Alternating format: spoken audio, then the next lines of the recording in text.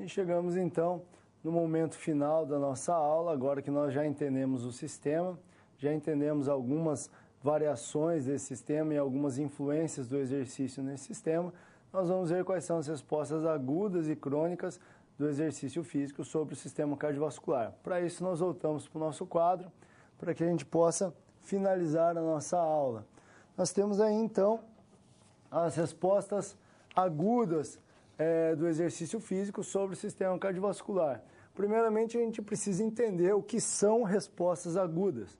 Respostas agudas são as alterações que acontecem imediatamente em resposta ao exercício. Ou seja, eu estou praticando o meu exercício, a minha atividade, lá na aula de educação física no colégio, e o meu sistema cardiovascular está gerando algumas respostas já naquele momento. Então, algumas das respostas agudas, aumento da frequência cardíaca. Então, o que acontece? Aumenta a demanda, aumenta o consumo de oxigênio do meu corpo em relação à atividade, aumenta a produção de dióxido de carbono do meu corpo também em resposta à atividade, e isso provoca uma sinalização do sistema nervoso para que haja o aumento da frequência cardíaca.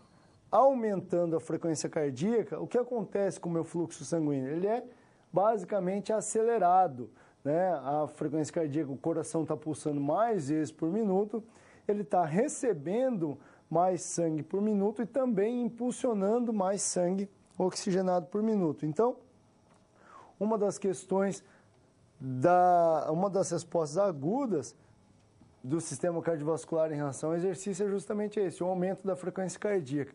O importante é que vocês entendam realmente o porquê ela aumenta. Então, aumenta justamente para atender uma demanda do meu corpo em relação principalmente ao oxigênio. Aumentou o consumo de oxigênio, eu preciso fornecer mais oxigênio para o meu corpo. Para que eu possa fornecer mais oxigênio, toda a circulação sanguínea tem que fluir mais rápido, para que o sangue volte mais rápido para os pulmões para receber o oxigênio e seja impulsionado para o corpo. E uma das formas de fazer isso é aumentando a frequência cardíaca. Uma outra variável é o aumento da pressão arterial. O aumento da pressão arterial ele pode ter várias causas. Uma delas, bioquímica, pode ser por aumento, diminuição dos níveis de hidratação, podem alterar a pressão, mas basicamente ela acontece por um processo relacionado à constrição das artérias ou vasoconstrição periférica. Então, os músculos, eles acontecem um certo inchaço muscular, dependendo do tipo de atividade que se está desenvolvendo. Algumas atividades provocam um aumento maior da pressão arterial em relação a outras. Exercícios resistidos, exercícios com sobrecarga elevada, que exigem muita resistência, provocam um aumento maior da pressão arterial. Por quê? Porque eles provocam esse edema muscular, esse inchaço muscular também um pouco maior. O músculo, quando submetido a esse estresse e que tem esse inchaço, ele comprime, de certa forma, os vasos mais periféricos. E comprimindo os vasos na periferia, dificulta um pouco a passagem do sangue. E essa dificuldade na passagem do sangue provoca um aumento da pressão arterial. E aumento do duplo produto. O que é o duplo produto? O duplo produto é a multiplicação da frequência cardíaca pela pressão arterial. E aí que a gente precisa ter um cuidado muito grande quando nós vamos trabalhar com as nossas atividades no colégio. Então, vamos fazer uma relação direta. O duplo produto é a multiplicação da frequência cardíaca pela pressão arterial. Isso eleva o risco de infarto ou risco de problemas cardíacos. Por quê? Porque está estressando muito o sistema cardiovascular. O sangue está chegando com mais força no coração e o coração está pulsando muito rápido. Isso estressa todo o sistema, aumenta o risco. Como que a gente pode evitar isso? Então, a gente sabe que algumas atividades que exigem muito esforço, provocam a manobra de Valsalva, que é prender a respiração no ato de fazer a força, isso eleva a pressão arterial. Tudo isso deve ser evitado durante as atividades. Quando nós promovemos ou distribuímos as atividades na nossa aula de educação física, a gente precisa considerar essas variáveis fisiológicas. Por exemplo, eu não devo passar um exercício como o cabo de guerra, que o aluno vai fazer muita força isométrica, vai bloquear a respiração, vai ter um aumento de pressão arterial significativo após a sua atividade, antes de uma atividade onde ele vai correr numa intensidade alta ou durante um tempo mais prolongado, que vai ter um aumento significativo da pressão arterial, da frequência cardíaca, desculpem. Então, quando ocorrem essas respostas, eu não posso somá-las.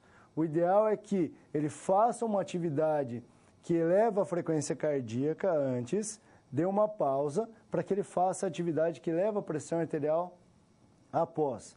E aí, a frequência cardíaca tem uma chance de redução maior do que a pressão arterial. Ela volta aos níveis normais mais rápido do que a pressão arterial. Então, isso é pensar fisiologicamente para também distribuir as atividades.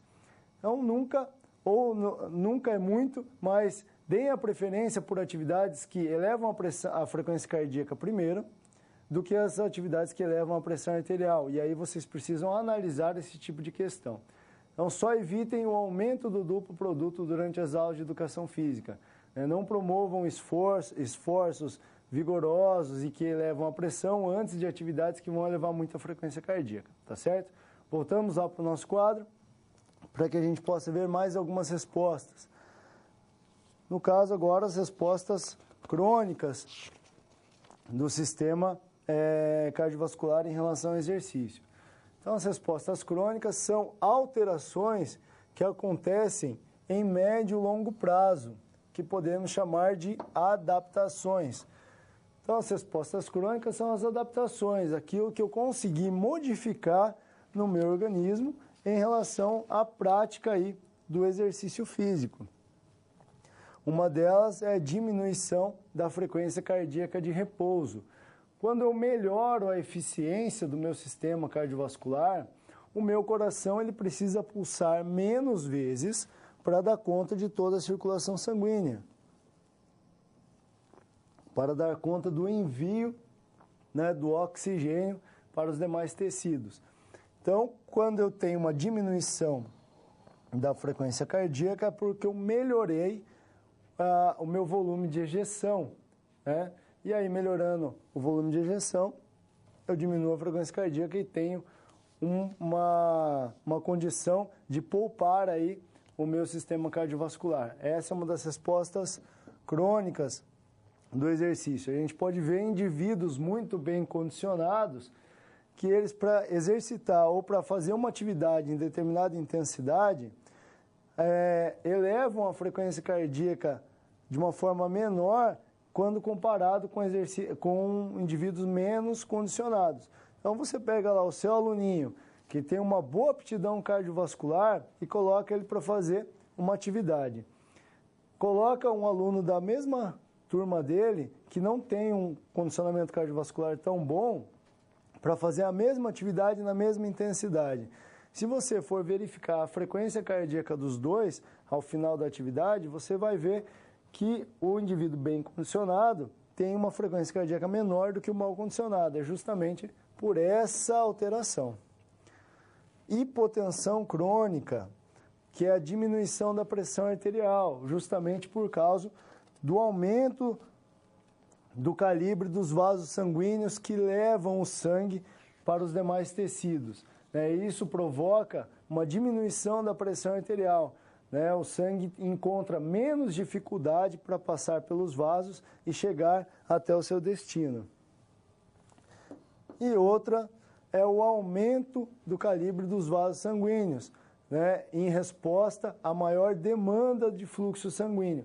Então, começo a me exercitar ou a fazer algumas atividades numa intensidade maior e durante um tempo mais prolongado, eu aumento a necessidade de fluxo sanguíneo para determinados músculos.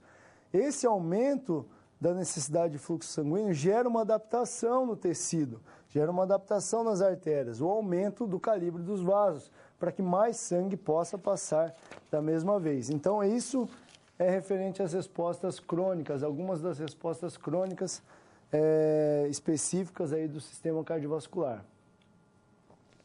Sobre a frequência cardíaca, a adaptação da frequência cardíaca, principalmente ao exercício aeróbio, que é talvez o principal tipo de exercício que nós vamos trabalhar aí no ambiente escolar.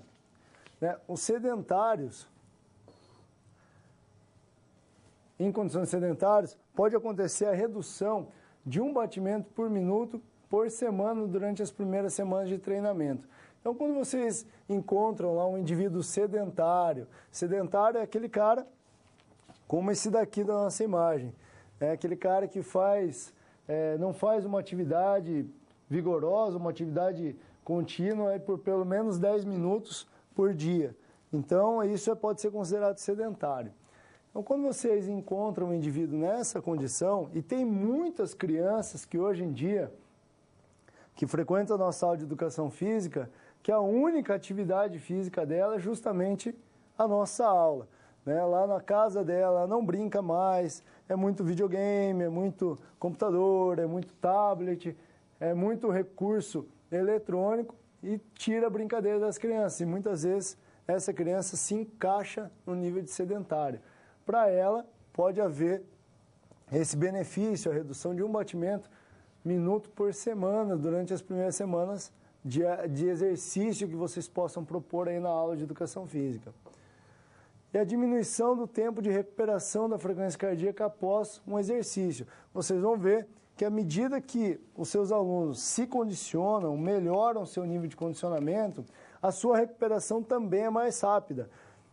O fluxo sanguíneo ele se normaliza de forma mais rápida, o sistema nervoso identifica essa normalidade e reduz a frequência cardíaca também de forma mais rápida. Então, um indivíduo bem condicionado, ele baixa a frequência cardíaca mais rápida do que o indivíduo mal condicionado. Isso é importante vocês levarem em consideração para aquele exemplo que eu dei sobre as atividades da escola. Então, eu tenho uma turma de alunos que é bem condicionada, eu coloco eles para fazer uma atividade que tem muita corrida, por exemplo, eu sei que alguns minutinhos que eu dou para eles irem tomar água é o suficiente para essa frequência cardíaca voltar aos níveis mais normais. E aí eu já posso propor uma outra atividade que solicite um nível de esforço maior, de forma isométrica, e aí eu vou ter uma alteração da pressão. Então, isso é importante vocês analisarem, saberem dessa condição para poder programar as atividades.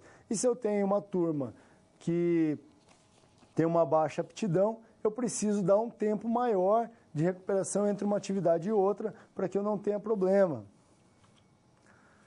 Ainda sobre as adaptações do exercício, nós temos aí, com relação ao fluxo sanguíneo, o aumento da viscosidade facilita a circulação sanguínea e o aumento da liberação de oxigênio para o músculo ativo.